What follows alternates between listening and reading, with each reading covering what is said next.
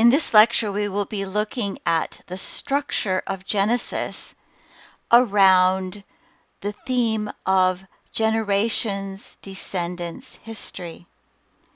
The word that repeats a number of times in the book of Genesis serves to focus us on the main themes, on the main people, and to direct our attention to them. It structures the book in what is mostly a narrowing down and a focusing increasingly on the family of Abraham, then Isaac, and then Jacob.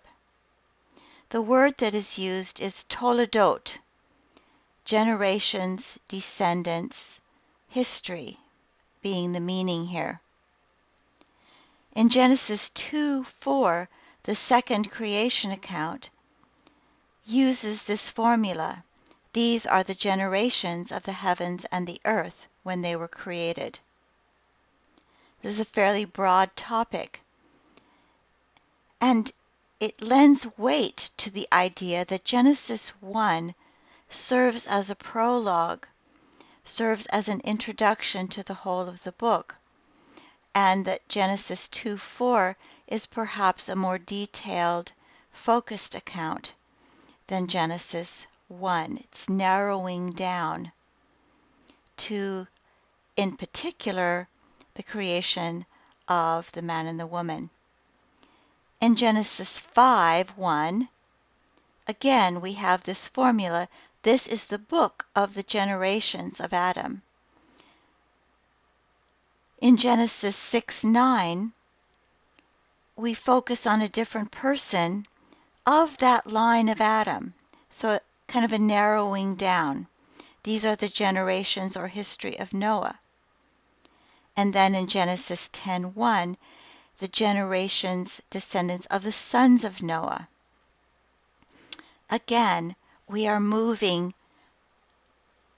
focusing sequentially on what will be the main thrust of the book. In 10:32, there's another mention of these descendants and families of the sons of Noah. According to their genealogies in their nations, this is the so-called Table of Nations. So for a while, we are again broadening out to a large overview. But then, almost immediately, we focus back in on one group of that larger group, and these are the descendants of Shem. In Genesis 11:27, we focus on the descendants of one of the descendants of Shem, that is Terah, who is the father of Abram. And much of the text from then on has to do with sort of the story of Abram/Abraham.